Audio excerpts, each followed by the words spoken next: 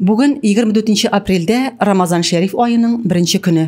Әлеге җан тән гыйбадәте айы булган Ураза айы 23 майның ахшамына кадәр дәвам итәчәк. Хәзерге вакыттагы эпидемиологик вазгыять белән бәйле рәвештә мәчетләрдә вакытлыча дини дәресләр, күмәк намазлар туктатылган иде инде. Рамазан белән бәйле безнең Татарстан дини нәзарәтеннән безгә карарлар кайтты. Һәм инде шул исәптән безнең инде тәравих намазлары мәчеттә күмәкләшеп укылмаячак. Һәрбер мөселман кешесе үз өендә, гаиләсе белән, димәк гаилә җылысында тәравих намазларын укыячак иншалла. Ифтар мәҗлесләрендә шулай ук кагыла.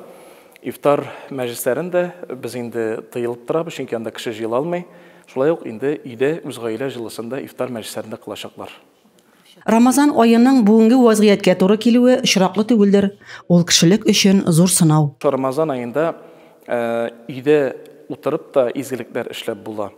Мәсәлән, дуга кылырга, теләкләр теләргә. Шушы Рамазан айы бәрәкәтле ай дибез. Бу Рамазан айы рәхимлелек, шәфкатьлелек күрсәтә торган ай. Шуңа күрә шуны онытмаса иде, хөрмәтле кардәшләрем. Һәм инде шул исәптән безнең зәй мөхтәсибәтендә дә менә безнең җәмигъ мәчетендә һәр көнне димәк өйлә намазы алдыннан Коръән хәтем кылыначак, һәр вакыттагыча, елдагыча, әлхәмдүлилләһ шөкер. Ләкин бу юлы инде Коръән укучы үзе генә ялгыз гына микрофонда укыячак, җәмәгать килмәячәк. Инде калган кардәшләребез үз өйләрендә, димәк, шушы үз изоляция рәвешендә өйдә Коръәннәр укыячаклар. Инде шул ук без менә WhatsApp группаларында һәм инде башка группаларда башлап җибәрәбез шушындай күркәм бер гамәл. 30 кеше җыеп без җүзләр таратабыз һәм һәр көнне диярлек бер Коръән хәтем кылыначак. Бу инде безнең Якшәмбе мәктәбенә йөрүче шәкертләр, апалар, абыйлар кушылашы шушы изге эшләрдә. Иншалла, чөнки Рамазан айы ул Коръән иңгән башлаган ай. Шуңа күрә бу айда Коръән күп укырга тәкъдим итәләр галимнәр. Рамазан айы изге гамәлләр һәм яңа мөмкинлекләр, мәрхәмәтле һәм шәфкатьле булырга өйрәтә торган ай.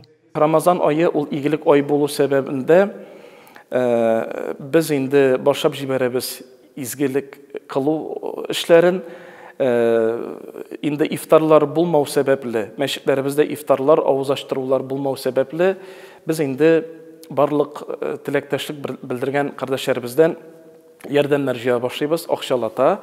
Һәм инде теләгән кешеләр я карточкага, я инде мәчеттәге җаваплы имамнарга әйтик садака рәвешендә тапшырып, без ул акчалардан кулланып инде азык-төлек рәвешендә мохтаҗ кешеләргә таратырга исәбебез бар. Рамазан айы башлану бөтен дөнья мөселманнары өчен шатлык һәм шул ук вакытта җаваплылыкны аңлап каршы алынучы вакыйгада. Хөрмәтле мөселман кардәшләребез, хөрмәтле туганнар, кардәшләр, сезне барыгызны да якынлашып килүче Рамазан Шәриф айы белән чын ихлас күңелдән тәбрик итәсем килә. Шушы айларда без күбрәк изгелекләр кылса идек. Шушы айларда без Аллаһ Раббыбызга якынайса идек. Дөрестән дә хәзерге вазгыятьтә безнең бар мөмкинчелегебез үз өебездә утырып инде Коръәннәр укырга, теләкләр теләргә, дугалар кылырга. Әйдәгез бергәләшеп дугалар кылыйк, бергәләшеп Аллаһка ялварыйк. Бу дөрестән дә бөтенебез өчен, кешелек дөньясы өчен зур имтихан. Шушы имтиханны бергә лаеклы итеп үтәргә Аллаһ Раббыбыз насыйп ва мияссәр әйләсен. Рамазан айы ул изгелек кыла торган ай.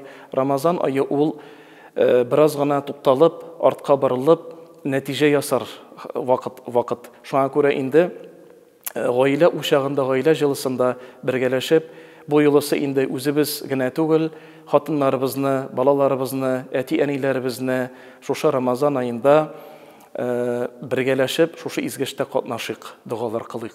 Бу бәрәкәтле Рамазан айында гыйбадәт кылып, ураза тотсак, игелекле гамәлләр башкарсак, дөнья тормышыбыз хәерле кылыныр шәт. Рәзимә Кашапова, Денис Ипатов, Татарстан хәбәрләре.